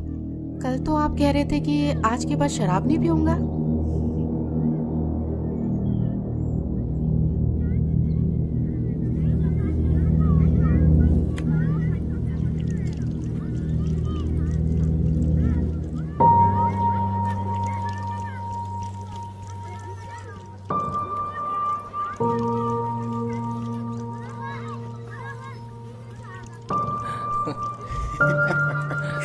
कल तो पुलिस वालों ने बहुत मारा यार।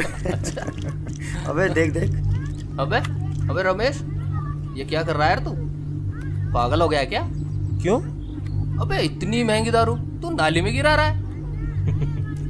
भाई मैं पागल हुआ नहीं हूँ, पागल था, लेकिन अब मैंने संत रामपाल जी महाराज जी से नाम उपदेश ले लिया है। और मुझे अब ये ज्ञान भी हो गया है कि इसे पीने के बाद कितना पाप लगता है। सोच लो, एक आकर बिल्ली आज को चली। हाँ यही समझ लो। अबे तो गिराने से क्या फायदा, हमें दे दे। भाई जब मुझे ज्ञान नहीं था ना, तब तक मैंने तुम्हें खूब पिलाई, लेकिन अब मुझे ये भी पता चल गया है कि ये चीज़ मैं किसी को पीने के लिए भी दूंगा ना, तो भी मैं पाप का भागी बनूंगा। तो ये जहर मैं अब किसी को भी नहीं दे सकता। चल यार, ये तो बाबा बन गया है। अंकल जी। यही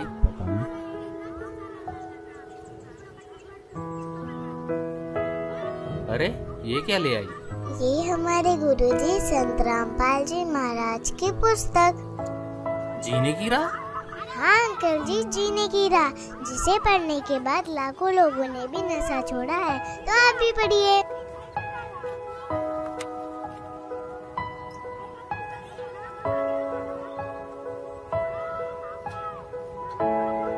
हाँ राधिका बेटा, आपने बोला है तो हम जरूर पढ़ेंगे।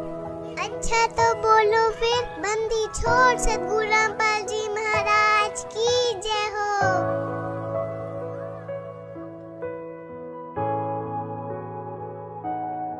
तो दोस्तों, आपने देखा आखिर किस प्रकार रमेश का नशा छूट जाता है। संत रामपाल जी से जुड़कर लाखों लोगों ने अपना नशा छोड़ा है। संत रामपाल जी ही पूरे विश्व में एकमात्र ऐसे संत हैं जिनके लाखों फॉलोअर्स हैं, जिनमें से कोई भी नशे पते को हाथ तक नहीं लगाता। उनका मिशन है कि पूरे विश्व से नशे को खत्म कर सबको सत भक्ति मार्ग पर लगाना, ताकि आप और हम सभी मनुष्यधारी जीवों का यह मनुष्य जीवन सफल हो जाए। धन्यवाद। दर्शकों, नशे का जाल ऐसा है जो इंसान की इच्छा शक्ति को कमजोर कर देता है। यह तनाव, असफलताओं और जीवन की कठिनाइयों से पलायन का एक आसान साधन बन जाता है। तो आइए अब आपको दिखाते हैं एक ऐसा ही जीता जागता उदाहरण रसपाल सिंह जी का, जो शुरुआत से ही नशे की लत में इस कदर डूब चुके थे कि इससे उन्हें निकलना नामुमकिन प्रतीत होने लगा था। लेकिन फिर ऐसा क्या हुआ कि वे इस घातक जाल से बाहर निकल पाए? देखिए।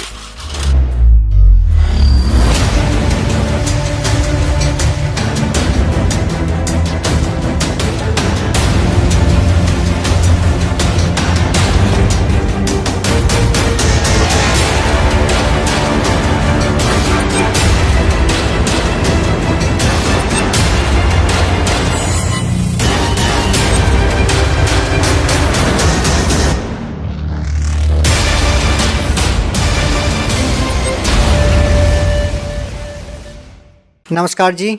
नमस्कार सर। सर क्या नाम है आपका? सर मेरा नाम है रसपाल सिंह कुमार। सर कहाँ से आए आप? मेरा गांव है कपियाल, डिस्ट्रिक्ट संगरूर, पानीगढ़ तहसील। सर संत रामपाल जी महाराज की शरण में आने से पहले आप क्या साधनाएं करते थे? सर मैं साधनाएं तो कोई नहीं करता था, लेकिन जहाँ भी कोई मड़ी मस्जिद कोई भी 4 ईंट लगा दी वहीं प्रणाम कर देता था कि सभी जगह परमात्मा है। सर संत रामपाल जी महाराज की शरण में कैसे आए आप? सर मैं बहुत ज़्यादा नशा करता था। जब मैं कॉलेज टाइम में 2006 की बात है, जब मैंने कॉलेज में एडमिशन लिया तभी मैं कुछ गलत सोसाइटी में घुस गया, और तभी से मैं इतना नशा करने लग गया कि धीरे धीरे शीशी होती है सर जी, और एक्सकॉप की बोलते हैं, हमारे यहाँ फैंसी बोलते हैं उसको। वो फैंसी की मैं शीशी पीने लग गया और कैरी सोमा की गोली खाने लग गया। 50-50 गोली खा जाता और 3-3 4-4 वो शीशियाँ पी जाता, और सुल्फा पीता था सर जी, और मैं शराब की भी बोतल पी जाता था, और सारा दिन लड़ाई झगड़े करने, कभी कहीं। घर वालों ने परेशान थे मेरे से। घर में रोटी कभी बनती कभी नहीं बनती तो घर वाले बना के रख देते, खाते नहीं, सारे घर वाले परेशान थे। और तभी मेरे गांव का एक लड़का था, उसने मेरे को बताया कि भाई ऐसे ऐसे करके एक संत है, संत रामपाल जी महाराज जी, कि उनका पास तू नाम ले ले। उसने, वो भी नशा करता था, उसने संत रामपाल जी से नाम दीक्षा ली थी, तो वो मेरे को ले गया वहाँ आश्रम में। मैं आश्रम में भगत जी भाई गया, और मैंने जाके वहाँ सारा सिस्टम देखा, और उसके बाद मैंने भी नाम ले लिया वहाँ जाके। नाम लेने के बाद मैं घर आ गया, और मैंने ज्ञान बिल्कुल नहीं सुना, और मैं आते ही फिर नशा करने लग गया। और फिर वो मेरे गाँव वाला जो लड़का था, उसने मेरे को एक मेमोरी कार्ड दिला दिया वहाँ से, आश्रम में से, और वो बोला कि भाई इस सत्संग को सुना कर। और भैया मैं वहाँ नशा कर लेता पूरा, शीशी पी लेता, सुल्फा पी लेता और शराब भी पी लेता, सिगरेट बीड़ी पीता और सारा दिन लीड लगा के सत्संग सुनता रहता। और सत्संग सुनते सुनते मेरे को कुछ कुछ ज्ञान होने लग गया कि मेरी, जैसे गुरुजी बताते हैं संत रामपाल जी महाराज जी के, जब आत्मा को ज्ञान हो जाता है, पाप कम हो जाते हैं तो आँखों से आंसू आने लगते हैं। ऐसे ही भैया मेरे साथ हुआ कि जब संत रामपाल जी सत्संग करते तो मेरी आंखों में से आंसू आने लग जाते। और एक दिन संत रामपाल जी ने वो सत्संग सुनाया गुरु नानक साहब जी का, कि ऐसे ऐसे गुरु नानक साहब जी को परमात्मा बही नदी पे मिले और वहाँ सतलोक लेके गए। सारा उन्होंने बताया कि उन्होंने ये नाम जपा।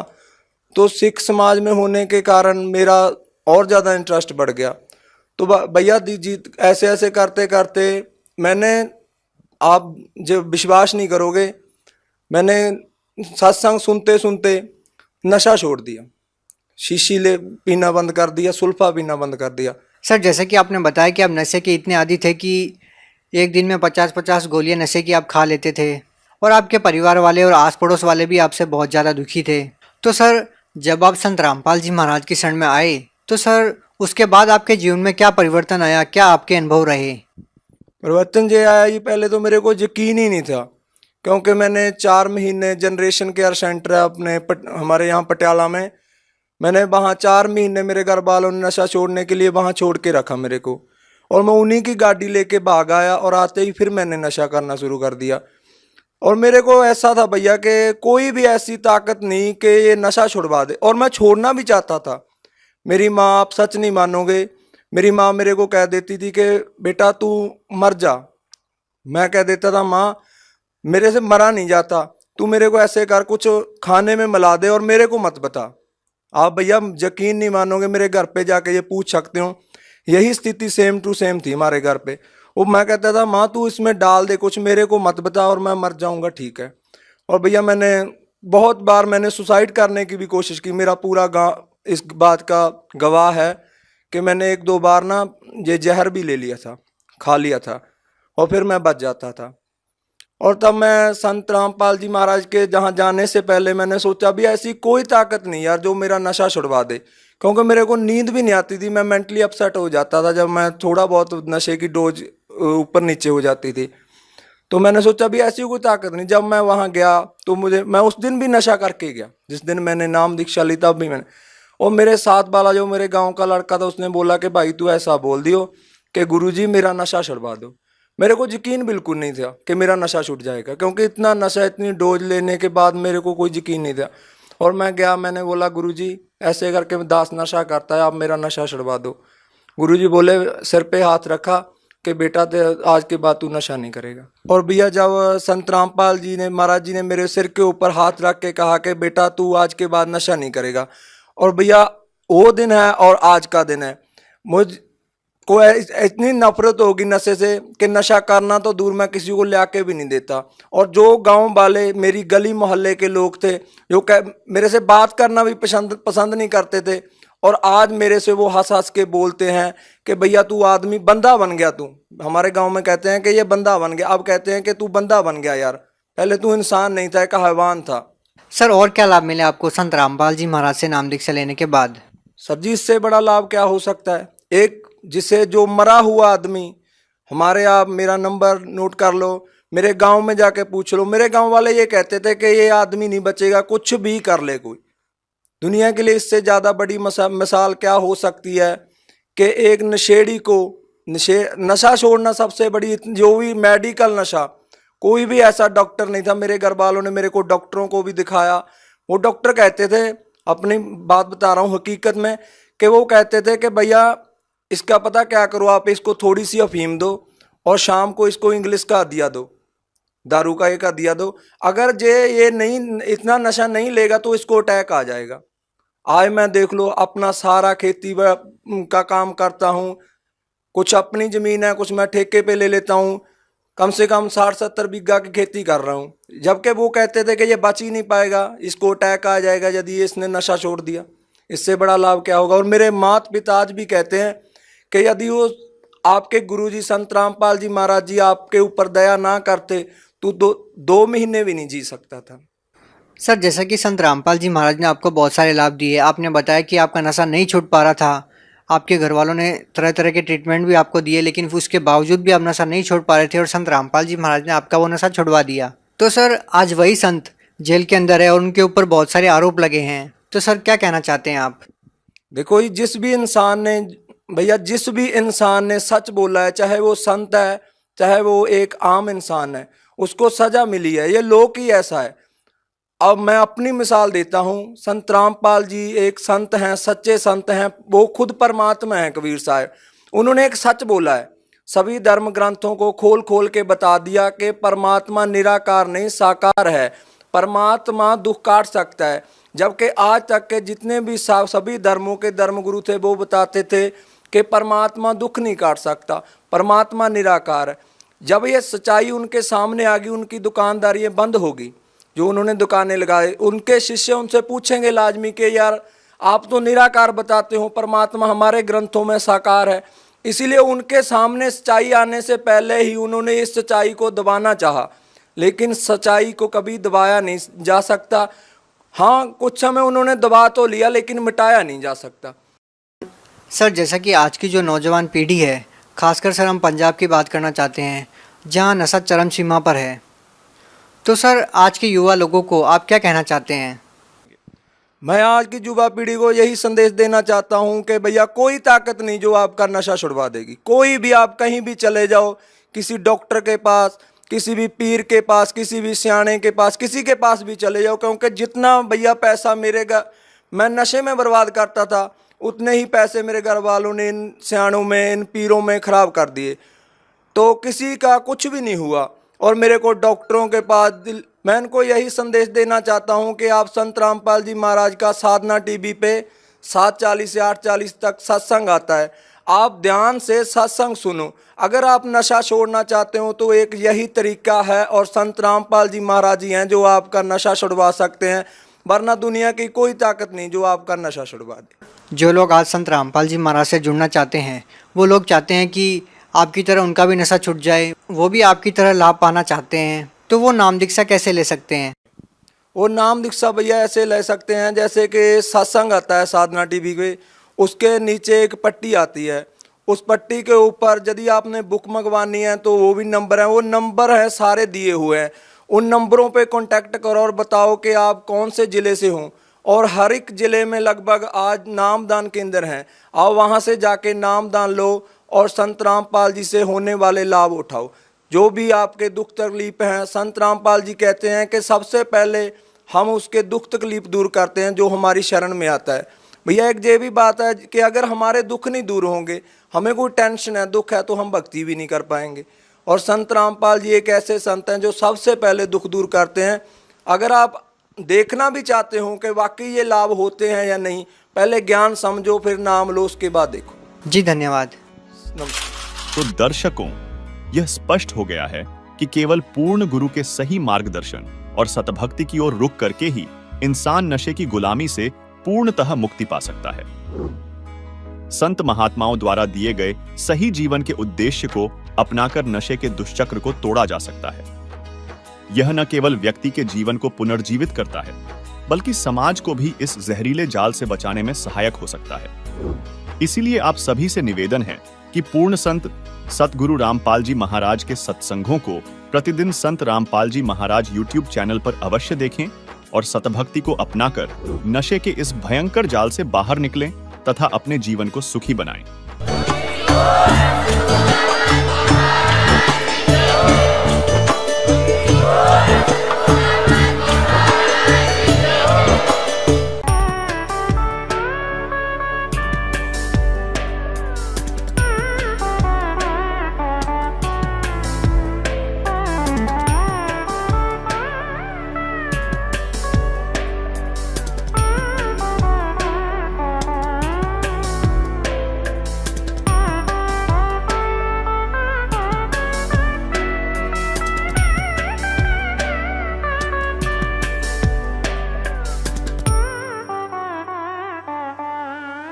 सुन रहे थे जगत गुरु तत्वदर्शी संत रामपाल जी महाराज जी के मंगल प्रवचन। अधिक जानकारी के लिए विजिट कीजिए हमारी वेबसाइट www.jagatgururampalji.org। संत रामपाल जी महाराज जी के शुभ आशीर्वाद से पूरे विश्व भर में 500 से भी ज्यादा नाम दीक्षा केंद्र हैं, जिन पर संत रामपाल जी महाराज जी द्वारा ऑनलाइन निशुल्क नाम दीक्षा दी जा रही है। अपने नजदीकी नाम दीक्षा केंद्र का पता करने के लिए संपर्क करें 8222880541।